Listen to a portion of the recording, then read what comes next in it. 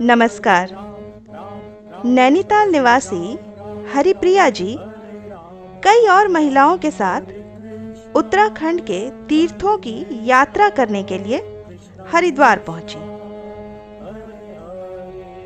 और जैसा वो हमेशा करती आती थीं, कैची धाम में भी और वृंदावन में भी, अन्य धामों में भी वो सारी महिलाएं सुबह सुबह भोर के अंधेरे में ही स्नान के लिए निकल पड़ती थीं। और उस दिन जब वो लोग हरिद्वार में स्नान के लिए निकली तो भी कुछ ऐसा ही अंधेरा था और समय का भी कोई अनुमान नहीं रहा। हर की पौड़ी पहुंचने पर उन्होंने देखा कि पौड़ी बिल्कुल वीरान थी और बिजली की रोशनी जहां तक पहुंच रही थी वहां तक तो केवल उजाला था, लेकिन बाकी चारों ओर घना अंधेरा था।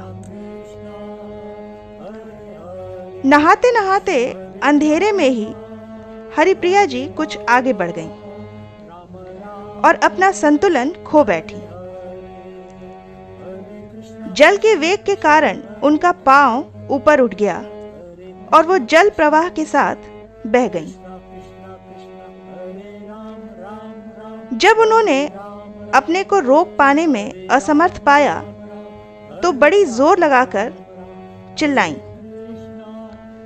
अरे मैं बह गई।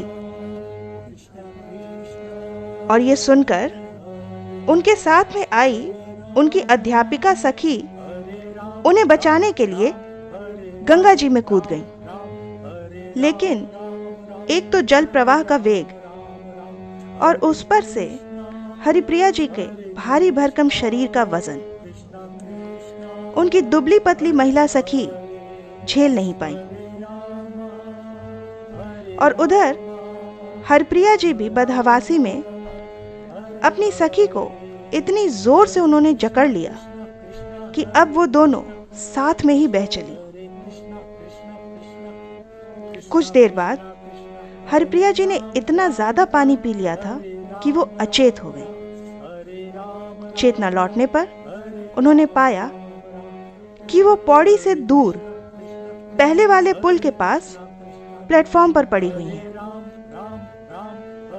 और तभी उनके साथ की बाकी महिलाओं ने बताया कि उन दोनों को डूबते देख उनके साथ आई लीला भाई ने रोते हुए प्लेटफॉर्म पर बहाव की तरफ दौड़ते हुए चिल्लाना शुरू कर दिया, महाराज महाराज, हरिप्रिया डूब रही है, उसे बचाओ।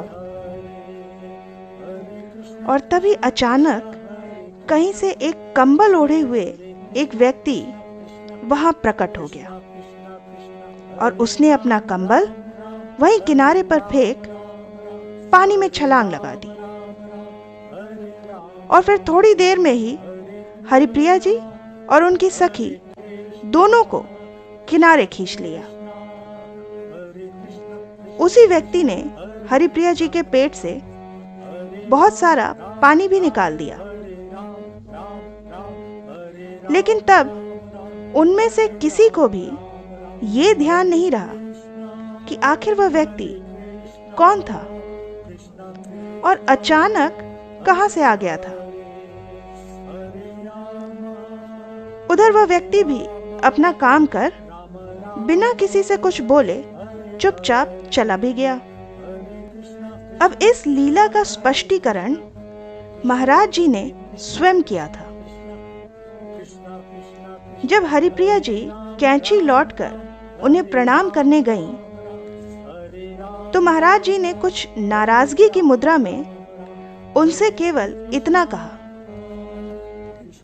चली जाती है आधी रात को ही स्नान करने और फिर हमें जाना पड़ता है बचाने।